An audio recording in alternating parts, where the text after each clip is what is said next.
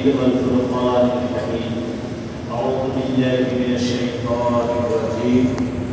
إن الله وملائكته يصلون على النبي يا أيها الذين آمنوا صلوا عليه وسلموا تسليما.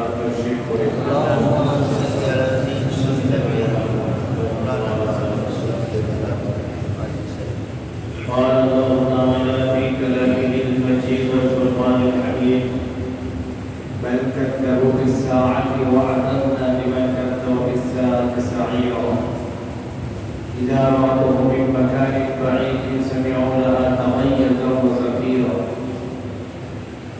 وقال الله تعالى في كلامه المجيد والفرقان الحميد: لا تدعوا اليوم ثبورا واحدا وادعوا ثبورا كثيرا.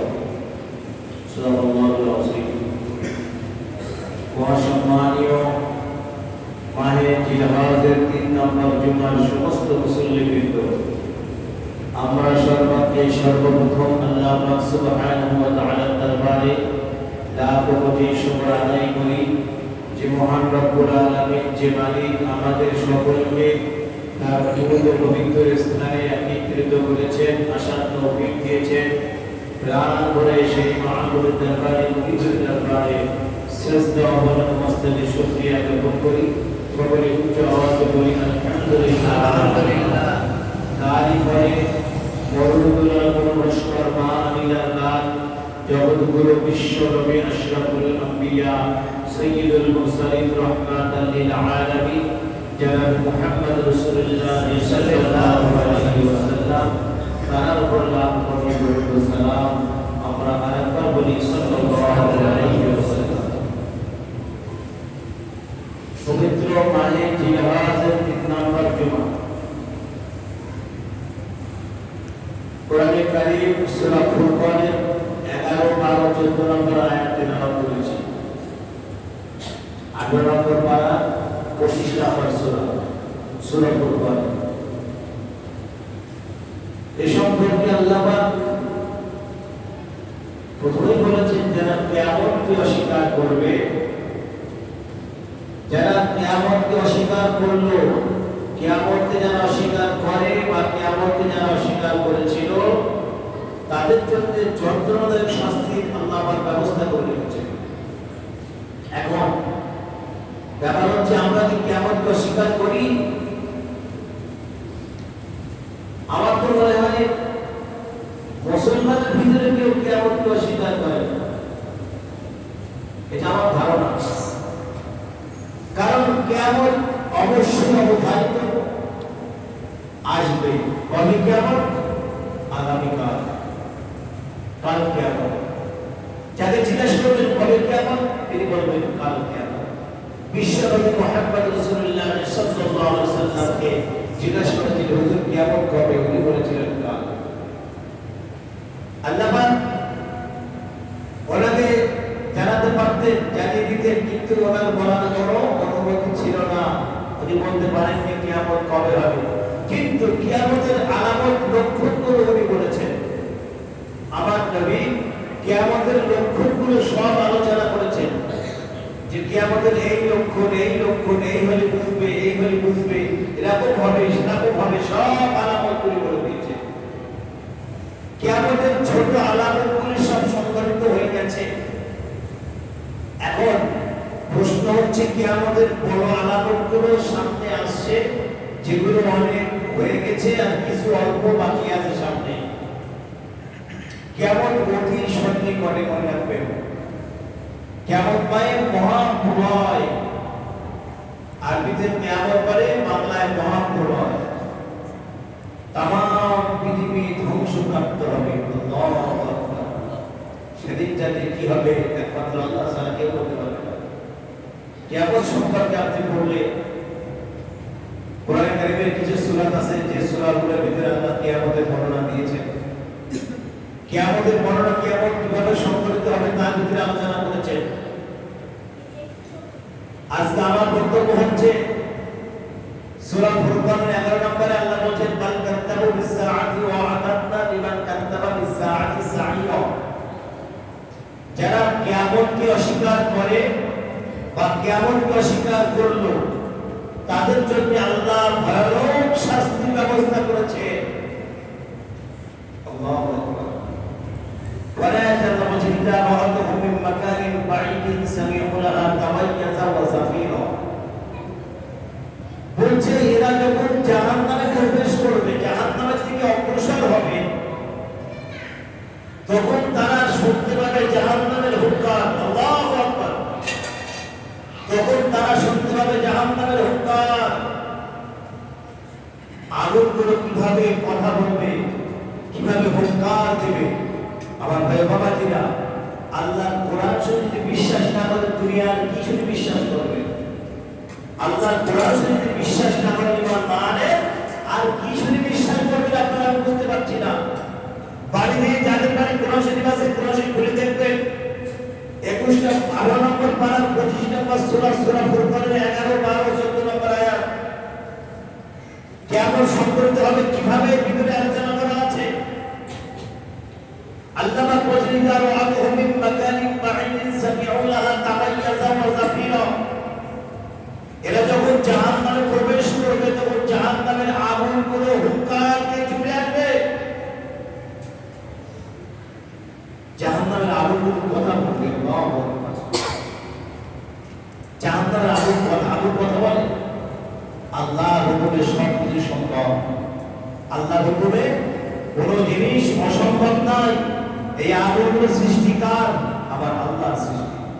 জাহান্নামের আযাবগুলো সৃষ্টি করেছেন কে? আল্লাহ সৃষ্টি করেছেন। সমস্ত প্রকারের আযাব আমার আল্লাহ তৈরি করেছেন। যেমন ধরনের মুজরিম হবে, যেমন ধরনের অপরাধী হবে, তেমন তার শাস্তি সেটা রেডি করা আছে। আমার ভাই বাবাজিরা, একটুখানি সময়, সামান্য সময় অপেক্ষা করে। সামান্য সময়ে প্রত্যেকটা মানুষের সম্মুখীন প্রত্যেকটা মানুষ হবে এবং সেদিন সে তার কাছে বদলা নেবে। কিরে ভাই, তোরে বলেছিলাম নামাজ পড়, তুই কি বলেছিলি? সব বাজে কথা, ভালো নয়, বাড়তে সব নামাজ দেখে দেবে। কিরকম আজকে কেমন লাগছে মজা দেখ। অজবের আয়াত করেছিলাম, সূরা আরাফের একটা আয়াত পাঠ করেছিলাম। জাহান্নামবাসীরা যখন আরাম আয়েশে খাওয়া দাওয়া করবে, জান্নাতবাসীরা আরাম আয়েশে যখন খাওয়া দাওয়া করবে, বিরাট ভালো মন্দ খাবে, এরা দেখতে পাবে সব। জাহান্নামের মানুষগুলো সবাই দেখতে পাবে, ওদের দিকে দেখবে, দেখ ওরা কিভাবে খাচ্ছে, দেখ না কি সুন্দর খাচ্ছে। আর আমরা কঠিন আযাবে গ্রেফতার হয়ে আছি, আমরা আযাবের ভিতরে আছি। ওদের কাছে একটু পানি খাদ্য চা না, দেখ না, দেখ চা না ওদের কাছে, চা যে দেখ। এরা চাইবে বলবে, ও জান্নাতবাসী ভাইরা, একটু তোমাদের কাছে যে খাদ্য পানি আছে একটু আমাদের থেকে ছুড়ে দাও, আমরা একটু খাই। আমাদের তো কঠিন আযাবের ভিতরে আছি, আমরা একটু পানি ছুড়ে দাও, খাই। তখন এরা বলবে, এই জান্নাতের নাজ নিয়ামত পানীয় আল্লাহ তোমাদের জন্য হারাম করে দিয়েছে। চিন্তা করেন কোথায় আছি আমরা। জান্নাতের নাজ নিয়ামত, জান্নাতের পানি সমূহ সব জাহান্নামীদের জন্য হারাম করে দিয়েছেন আমার আল্লাহ। তোমরা পাবে না এই পানি। সুতরাং এখনো সময় আছে, আমি বারবার করে বলছি, এখনো সময় আছে, রাস্তায় ফিরে আসেন। আপনি মনে করতেছেন আমি 10 বছর পরে নামাজ পড়বো, আপনি মনে করছেন আমি 20 বছর পরে দাঁড়িয়ে রাখবো, কিন্তু আপনার এমন একটা সময় চলে আসবে যখন আপনি ভাববেন যে আল্লাহ আর একটা বছর সময় আমাকে দাও, একটা বছর সময় দাও, আমি নামাজ পড়বো, দাঁড়িয়ে রাখবো, আমি কোরআন তেলাওয়াত করবো, একটা বছর সময় আমাকে দেওয়া হোক। আল্লাহ তখন আপনাকে মনে করিয়ে দেবে যে আমি বলেছি মৃত্যুর যখন সময় ঘনিয়ে আসবে তাকে তার 1 সেকেন্ড মোহলত দেওয়া হবে না। অর্থাৎ দুনিয়ার 1 সেকেন্ড সময় পাবে না, তুমি 1 সেকেন্ড সময় কাউকে দেওয়া হবে না। এখনো সময় আছে, এখনো তওবা করে আল্লাহর ঘরে ধাবিত হন। এই ঘরটা নাজাতের ঘর, এই ঘরটা মুক্তির ঘর। এই ঘরে আল্লাহ মানুষকে পরেজগার বানায়, এই ঘরে মানুষ আল্লাহ ওয়ালা হয়, এই ঘরে মানুষ মুমিন হয়, এই ঘরে মানুষ খোদা ভীরু হয়, এই ঘরে মানুষ ধর্ম ভীরু হয়, এই ঘরের সঙ্গে সম্পর্ক করে। আর এখন যদি আমরা আল্লাহ বলছেন লা তাদুল ইয়াওমা সুবুরা ওয়াহিদা ওয়া দুউ সুবুরান কাসীরা। জাহান্নামবাসীরা তারা যখন শাস্তির ভিতরে গ্রেফতার হয়ে যাবে,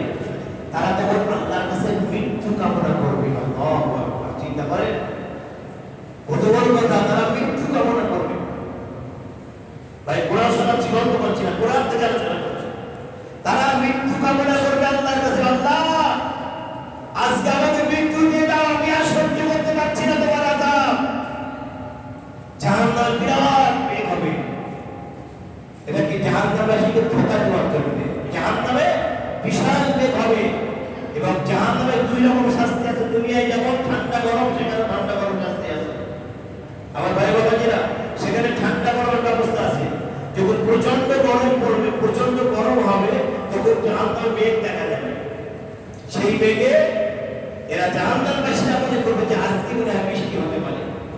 যে বেগ আসমানে দেখতে পাচ্ছি আমরা, আজকে মনে হয় বৃষ্টি হবে, আল্লাহ পাক রহম করেছেন, কিন্তু সেই বেগ দিয়ে বৃষ্টি হবে না। সেই ব্যক্তি কি হবে? পুজ আর রক্ত গলিত পড়বে, পুজ আর রক্ত, যেটা জাহান্নামবাসীরা খাবে এবং পিছনের রাস্তা দিয়ে সব পার হয়ে যাবে। আল্লাহ পাক কোরআনে কারীম তিন ভাগ যদি আপনি করেন, যেখানে জান্নাতের কথা, যেখানে জাহান্নামের কথা, পাশে জান্নাতের কথা আল্লাহ বলেছেন, আলোচনা করেছেন। কারণ জান্নাত জাহান্নাম পরিবার মাস্ট কমন, এটা আছেই, এ থেকে কেউ রেহাই পাবে না। যারা দুনিয়ায় শান্তি শৃঙ্খলা বজায় রাখবে, দুনিয়ায় শান্তি শৃঙ্খলা বজায় রেখে চলাফেরা করবে এবং আল্লাহর হুকুম মান্য করে দুনিয়ায় চলাফেরা করবে, আল্লাহর প্রতিশ্রুতি অনুযায়ী তারা জান্নাতের ভিতরে জান্নাতের ভিতরে ঘোরাফেরা করবে। এবং যারা শয়তানের ধোঁকায় পড়ে দুনিয়ায় বিশৃঙ্খলা সৃষ্টি করবে, মানুষকে কষ্ট দেবে, মানুষকে আহত করবে, মানুষকে মারধর করবে, মানুষকে গালিগালাজ করবে, তাদের জন্য আমার আল্লাহ জাহান্নাম তৈরি করে রেখেছেন। প্রথম কথা জাহান্নামীরা, প্রথম কথা জাহান্নামে যারা যাবে, যারা কিয়ামতকে অস্বীকারকারী, কিয়ামতকে যারা অস্বীকার করলো তারা জাহান্নামে যাবে, এবং অস্বীকার করেছিল তারাই জাহান্নামে যাবে। তো আল্লাহ পাক বলেন লা তাদউল ইয়াওমা সুবুরান ওয়াহিদান ওয়া তাদউ সুবুরান কাসীরা। এখানে সূরা ফুরকানের 14 নম্বরে আল্লাহ বলেছেন এরা মৃত্যু কামনা করবে আজ জাহান্নামের ভিতরে। ভাই, মৃত্যু কামনা কখন করে মানুষ? আপনারাই বলেন। দুনিয়ায় তো মানুষ মৃত্যু কামনা করে যে আল্লাহ চিন্তা আমার বড় হতে বেশি যেত, অনেক মানুষ যেন দুনিয়ায় বলে। কখন করে? যখন মানুষ সইতে পারে না, দুনিয়ার কষ্ট আর নিতে পারে না, সংসারের জ্বালা সহ্য করতে পারে না, বিবি বাল বাচ্চার জ্বালা সইতে পারে না, তখন মানুষ সুসাইড করে। কিন্তু সুসাইড করলে কি তুমি রেহাই পেয়ে গেলে মনে করছো? না, তুমি সুসাইড করলে রেহাই পেলে না, এখান থেকে তো তুমি পরিত্রাণ পেলে, কিন্তু ওখানে গিয়ে তুমি ধরা খেয়ে যাবে। আল্লাহর বিনা হুকুমে যদি কোনো মানুষ ইন্তেকাল করে, জীবন দিয়ে দেয়, তাহলে কঠিন শাস্তি আল্লাহ রেখেছে। আল্লাহ এই রুহটা আমাদের কাছে আমানত স্বরূপ দিয়েছেন, প্রত্যেকের কাছে। যারা আমরা এখানে হাজির আছি, যারা হাজির নাই, প্রত্যেকের কাছে আল্লাহ এই রুহটা আমানত স্বরূপ দিয়ে রেখেছেন, যেটা তোমার কাছে আমি আমানত স্বরূপ দিলাম, যখন আমার প্রয়োজন হবে আমি তোমার কাছ থেকে ফিরিয়ে নেব। কিন্তু আল্লাহর প্রয়োজন ছাড়াই আমরা নিজেদের জান সুসাইড করতেছি, আত্মহত্যা করছি, কিন্তু এটা সেটা ঠিক নয়। যাই হোক, দুনিয়ায় মানুষ মৃত্যু কামনা করে, আর সেদিন আখিরাতে আল্লাহ আমাদের জাহান্নামের ভিতরে সেদিন মানুষ মৃত্যু কামনা করবে, বলবে যে আল্লাহ আমাকে মৃত্যু দাও না, তোমার আযাব আর সইতে পারি না। আমার ভাই বাবাজিরা, জাহান্নামের আযাব কিরকম ধরনের হবে, কিভাবে জাহান্নামীদেরকে আযাব দেওয়া হবে, এবং জাহান্নামে যে ফেরেশতা মণ্ডলী থাকবে, যারা নিয়োজিত থাকবে জাহান্নামের ভিতরে, তাদেরকে আল্লাহ বধির করবে, কানে শুনতে পাবে না। সবচেয়ে বড় কথা, কানে তারা শুনতে পাবে না। আপনি কি বলছেন, কি চিৎকার করছেন, হাউদাস করছেন, কিভাবে কাঁদছেন, তারা শুনতে পাবে না। কেন শুনতে পাবে না? আল্লাহ পাক বলছেন এদের আওয়াজ যদি ওরা শুনতে পায়, ওদের মনে মহব্বত দয়া জেগে যেতে পারে। এজন্য আমি আল্লাহ জাহান্নামীদের সমস্ত ফেরেশতাদের কান বধির করে দিয়েছি, শুনতেই পাবে না। এরা শুনতে পাবে না, কিন্তু ওরা আযাব দিয়েই যাবে, শাস্তি দিয়েই যাবে। ওরা কি বলবে? ফেরেশতারা একটা কেউ শুনতে পাবে না, আমার আল্লাহ ছাড়া। আমার ভাই বাবাজিরা, আমরা প্রতি মিনিটে সেই দিকে অগ্রসর হচ্ছি। আল্লাহ পাক আমাদের সকলকে জাহান্নাম থেকে যেন জান্নাত নসিব করে, আমরা বলি আল্লাহুম্মা আমিন। একটা কথা বিশেষ করে আজকে এই জুমার দিনে যে সকল মুসল্লিরা নামাজ পড়তে এসেছে, অনেকেই নামাজ পড়তে আসে না জুমার দিনে, এরা আবার মুসলমান। জুমার দিনে নামাজ পড়তে আসে না, এরা আবার মুসলমান। তাহলে তাদেরকে আপনার প্রতিবেশী যদি হয়, তাদেরকে বলেন, তাদেরকে দাওয়াত দেন, ভাই চলো নামাজ পড়ে আসি, জুমার দিন আমরা মুসলমান। জুমার দিনটা অন্তত চলো, অন্তত 5 ওয়াক্ত তো তুমি যাও নাই, জুমার দিনটা চলো, খাতায় নামটা সই করে আসি চলো।